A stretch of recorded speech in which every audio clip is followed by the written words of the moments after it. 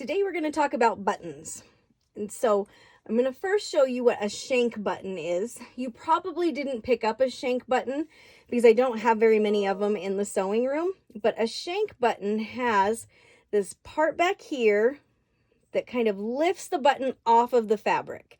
All right, it makes it easier to button your clothes. So often you see them on kind of thicker sweaters, blazers, winter coats, because it pulls the button away and it's easier to button those thicker fabrics or those thicker garments. So that's a shank. Then we have a 2-hole button that just has 2 holes, or there's a 4-hole button. All right, so I want you to take one of your strips of fabric and cut about a 3-inch square. All right, cut 2 3-inch squares and put them right on top of each other.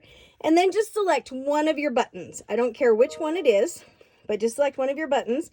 I'm going to do the 4 button. All right, then you're going to take your needle and thread and double the needle or double the thread, tie a knot at the end. All right, hopefully you kind of practice wrapping it around your index finger and rolling it off. If you still don't get it, just keep trying. It's all right. Okay, so I'm going to put my button on here, and then I'm going to start from the bottom of my fabric, and I'm going to come up through one of the holes. All right, then I'm going to go down through a hole. And if you're doing a 4-hole button, it's up to you if you want to keep your lines straight across from each other or if you want to make a little X. I kind of think the X is cuter, but you do you. All right, then you're just going to go back up and down another hole. If you're doing the 2-hole button, you're going to do it, go up and down at least 4 times.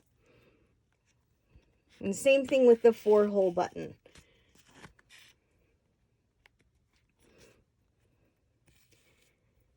All right, so I've done each side twice. I need to do them at least 2 more times. If your buttonholes are really big, go ahead and do it a couple more than 4 times. If you took a really small button, you might get away with just doing it 2 or 3 times. All right, I have one more pass to make.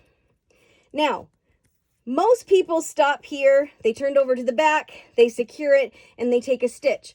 But what you really need to do is you need to create a shank on this button. All right, that's what kind of determines if you're a quality seamstress or not. All right, is if you know to put a shank on these buttons, because you want this button to lift a little bit off the fabric.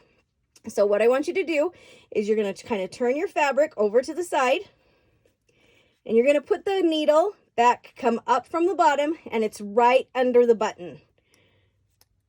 All right, and then pull it out. All right, now what you're going to do is you're going to make a shank with the thread to pop that button off of the fabric. So just wrap it around a couple times so that you create a shank. All right, and it's just going to kind of elevate that button off from the fabric so that it's easier to button when you go to put it on. All right, so once you wrap it around the button a couple of times, you're going to go back down to the bottom, and you're just going to take that little stitch to tie a knot. So the underside doesn't look very nice. All right, it is kind of sloppy. All right, it's okay. So just remember, you take a tiny stitch, pull the needle through the loop.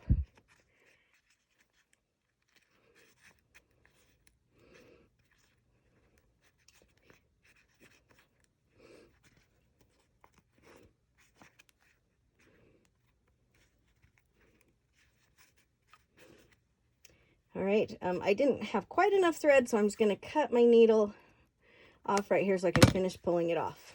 All right, so that's the biggest thing, is you need to take these regular buttons and you create a shank in there. All right, I'm going to do it one more time just so you can see it with my 2-hole button. So give me 1 second while I thread my needle. All right, I have my needle threaded. I have my 2 or 3 inches of fabric. I'm going to put my 2-hole button on there. And I'm going to start at the bottom. I'm coming up, and I'm going back down through the 2nd hole. I'm going up and back down through the 2nd hole. And for this button, I'm going to do it about 4 times. Now, when you go and you buy ready-to-wear clothes in the store, the buttons typically are put on with a machine. And sometimes, well, a lot of times, if a thread starts popping out and you pull that thread, the whole button just falls off. It's because of how the machine sews it on. So this is an easy way to get you the buttons to stay on more securely. So I'm going to do it one more time. All right, now I need to create that shank under the button. So I'm going to turn it to the side. I'm going up through, but I'm not going through the button. I am just coming up under the button from the right side of my fabric. I'm pulling it, and then I'm going to wrap the thread around this button 5 or 6 times to create that shank so that the button pops up off of the fabric. All right, then I'm going to do it one more time. Then you go back down right underneath the button. All right, and then take your securing stitch. So a tiny little stitch and go through the loop. Do that twice, just to make sure that that button's on there really secure.